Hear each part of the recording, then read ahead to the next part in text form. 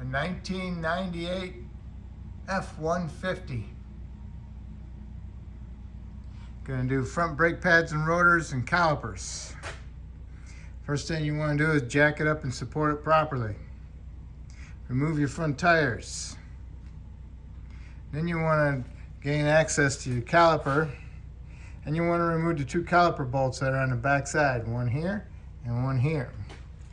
And these happen to be a 13 millimeter headed bolt. All right, so once you get that done, get yourself a flat blade screwdriver. You want to go right here between the caliper and the bracket, and you can pull on your caliper. All right, and then you can pick your caliper up and swing it over here and put it on top, or hang it with an S hook off to the side. Try not to let it hang by the brake hose, okay? What you want to do is inspect your caliper and look at the boots, see if any fluid's coming out of them, if they're wet, or even if the pistons are cracked. And these look pretty decent, but this vehicle has 150,000 miles on it, so I'm going to replace the calipers just for maintenance wise. You should do the brake hose as well, because down here this is metal, and this thing rusts, and what it does when it rusts, it expands and it slowly squeezes that brake hose and restricts the return of the flow of the brake fluid. You know, you have pressure pushing past it to apply the brakes, but there's no pressure to push the fluid back. Okay, so you should always replace these. And if you're going to, you gotta make sure you put some penetrating oil on your fittings over here, because you don't want to twist your line off when you're removing the fitting, all right? The metal line. Kind of hard to see, metal line fitting. But they didn't want to have to replace the hose because they're only getting rid of it. But I'm replacing the calipers because the slides are frozen. If you can't turn your slide, then you should replace your caliper and the bracket. Okay, my slides are frozen. I can't twist them, so I'm going to replace them. Okay, so when you pull your caliper off, set it up the side or put it on a hook, S hook, and hang it. And also when you pull the caliper off, make sure you grab a hold of the brake pads so they don't fall down and land on your foot, okay? And then this is the brake caliper bracket. It's held on by two bolts in the back, one here and one here. And you need to remove those two big bolts. Those are 18 millimeter head, and they're usually in there pretty good. All right, we're left with the rotor now. What you want to do is remove your center cap. I use an old scraper, gasket scraper, and I'll go underneath the lip, and I'll tap it, and I'll tap the cap off. That way I can gain access to my cotter pin and my adjuster nut. So you need to remove your cotter pin, get yourself a pair of side cuts, remove the cotter pin, a pair of channel locks, loosen your nut up, and remove the nut with its castle cage on it. And you can go ahead and grab hold of the rotor and pull it out a little bit. Make sure you catch the bearing that's inside of here with the washer so it doesn't drop on the ground and damage the cage. Okay? I removed the cotter pin. Now what you want to do is loosen this cage nut up a little bit so you can go ahead and twist it off. Here's got the cage and there's the nut. There's your washer, and beneath that washer is the bearing. And here's the bearing and the washer. If the bearing has any pit marks in it or flat spots, you need to replace the bearing and the race. But I'm replacing the rotor, so the rotors will come with new races in it. So I need to just clean up my bearings. And you're also going to need a seal for the backside of the bearing. It's called a wheel seal. All right, here's your rotor, here's your seal, and there's your bearing inside there. What you need to do is get a big screwdriver, go underneath it and twist it, work around and twist it off, or get a big pry bar with an angle on it, pop it up, or get a seal remover to hook and remove it. Okay, here's the inner bearing, looks pretty good.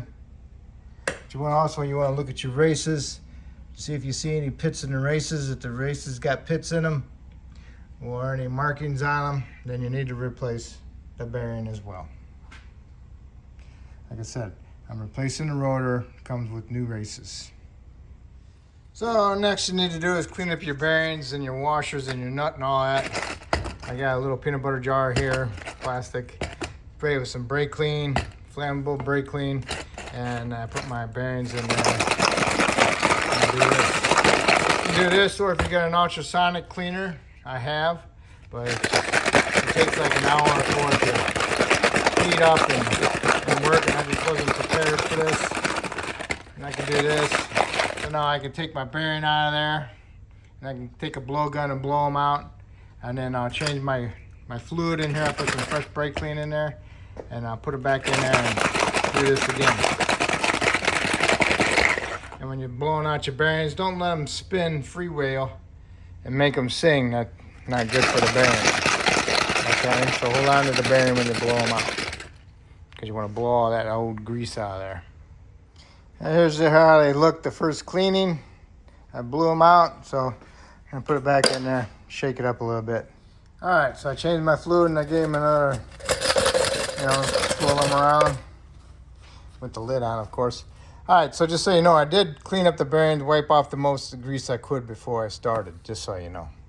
All right, so on the third time I took them out and blew them out, they were looking pretty decent. So now this is how it looks now. So I need to blow these out. If I'm still getting a lot of grease build up in my hand, greasy, then I need to shake them again. But I think these are pretty good. Okay, they look pretty good. They're pretty clean. The little one has a little discoloration of yellow to it, kind of gold on the bearing itself. That's okay.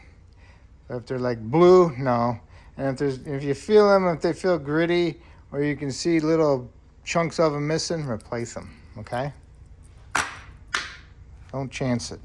And do not use gasoline, because gasoline leaves a film on it that doesn't allow the grease to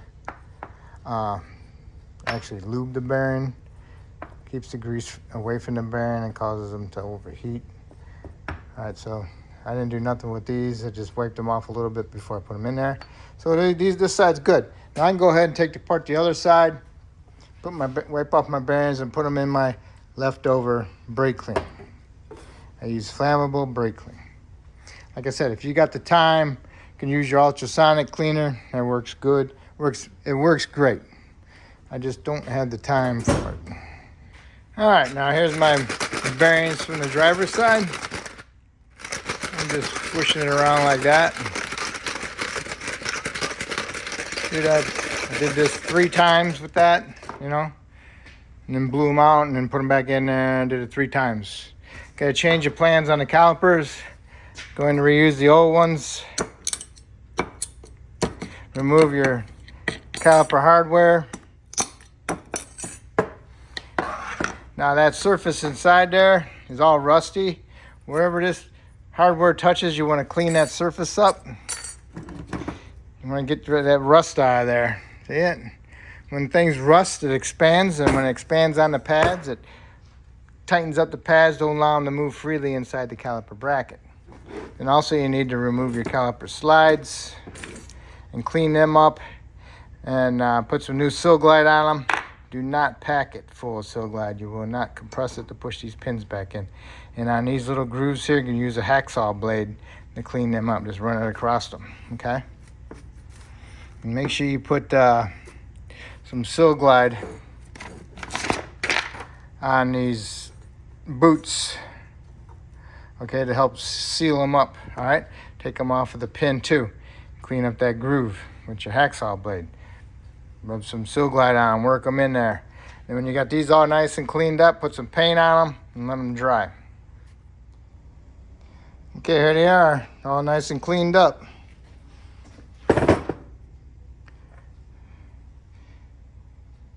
Okay. All right, here's the finished product. I'm just waiting for the paint to dry. I'm gonna do the other side. All right, next thing you need to do is pack your wheel bearings. If you don't have an automatic packer, so you gotta use your hands. Take your bearing and put a big wad of grease in the palm of your hand, and then scrape this across it and work it into the bearing. Just turn it and keep working it. Usually about 4 times on each spot. And then you'll see the grease coming out the other side of the cage. Then you move on to the next spot. See it coming up through the top, move on to the next spot, okay? So make sure you work your way around the bearing and make sure the grease comes out the top.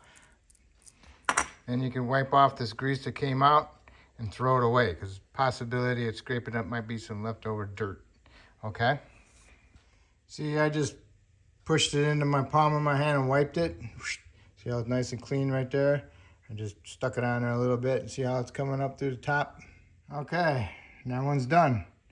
Just take the leftover grease and throw it away and get some fresh grease and wipe on the outside, and then put some grease inside your rotor a little bit, right inside here. Wipe some grease inside there. Don't pack it, just put just a little bit amount in there, and then it'll be good. And then do your outer bearing the same way. Okay, make sure you wipe off your spindles, get them really nice and clean. And then before you put any grease on, this is supposed to have a dust shield, but my dust shield is all rusted away. And the guy doesn't want to put new ones on. So I took them off so they wouldn't just sit there and lean up against my rotor or fall down and hit my tire, my rim, as it's driving down the road, because it's all rusted out. So I took them off and I put some grease on my spindle. So if you want to put new dust shields on your vehicle, now's the time to do it. If you can find them, okay? Okay, you got your bearing inside here. Put about a tablespoon of grease inside here and wipe it around on the race. And then put your greased bearing in there. And wipe off the excess. And go ahead and put your wheel seal in there, tap it down, make sure it's sit flush evenly. And then you can turn it over, and you can put about a teaspoon of grease on the outer bearing race. And here's our outer bearings all packed, ready to go. So then what you do is pick up your rotor and have your bearing, washer, and your nut ready to go. And put your rotor on here, put your bearing in, put your washer over it, and you get your nut started. Okay, you got your rotor on, got your bearing in there, got your washer on there, you got your nut on there. So snug it up with your fingers, snug it up with your channel locks. As far as I can turn it that way. Go ahead, turn it, and then go ahead and push down on it. Pretty good. Turn it. Go ahead, come up here, back it off. Come back to it like this. Turn it. That's about as hard as I can turn it with my wrist like that. I don't want to bear down. I just wanted to go like this ways and give it a good twist. I can't twist it. I mean, I'm sure I could twist it if I really bear down on it, but just normal wrist action that way. And go like that. And that is fine. Now go get your cage, put your cage on there so the holes on the cage line up with the cotter pin hole, and then put in a new cotter pin. And we'll go to the other side. We'll do it again. Snug it up, take out the gap, roll it. Now go ahead and snug it up. I'm just putting a little bit of body weight on it, and that's it. It's not frozen or anything. And I can still loosen it up this way. Now I did that. Now you do that. Okay?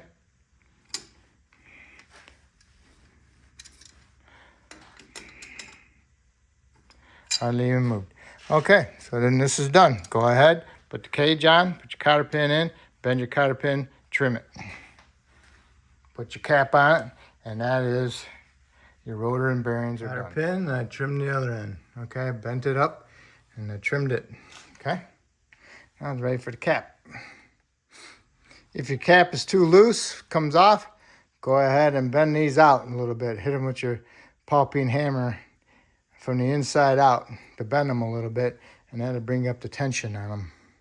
Next, you want to put your hardware and bundle clips into your caliper brackets. Make sure they're bottomed out all the way. There's a little springs right here that grip the sides of it, and I use this little wooden brush to push down on it and help push that little clip in there. See the little clip on the sides there, right there? That's what I used the little brush for. All right, make sure they're all bottomed out, and you can go ahead and get your caliper brackets mounted and snugged up, and then you'll have to torque them. Front caliper bracket bolt torque, 187 foot-pounds. Front caliper bolt torque, 27 foot-pounds. Okay, so torque those big ones to 187 foot-pounds. All right, now it's time for your brake pads. Put your outer ones on like this. Get them in there like that.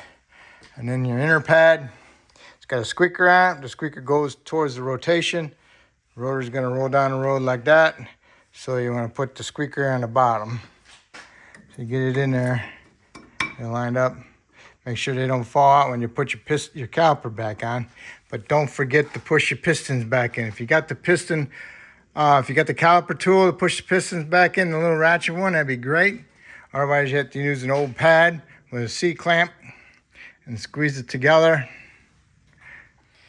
All right, got the caliper on there. Make sure your line is not twisted.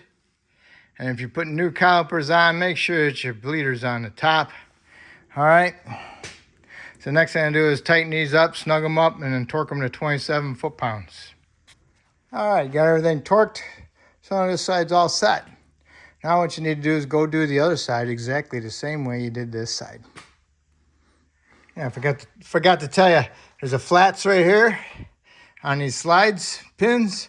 There's a flat on the caliper. So make sure you line those flats up with the flats, because otherwise you won't be able to get these bolts started and lined up properly. So just beware of that. And also there's a spring inside the caliper that comes with the kit, brake kit. You can replace that also if you like. I never ever do, but I should, but I don't. So that's got that done. These are torqued, 27 foot-pounds. So now what you do is go ahead, put your tires on, torque them to 100 foot-pounds, and then go ahead and lower it down, go inside the cab, start it up, push the pedal to the floor a couple times, pump up that pedal, make sure you got a nice, good, firm pedal. You want to do this before you put it in drive or reverse, because you might not have brakes unless you pump up the pedal. So make sure you pump up the pedal before you put it in drive or reverse, okay? And just always double check your brake fluid level in the reservoir, all right? So that will complete this job, and hopefully I helped you out, and hopefully you'll help me out by subscribing to me, and I appreciate it, and thank you.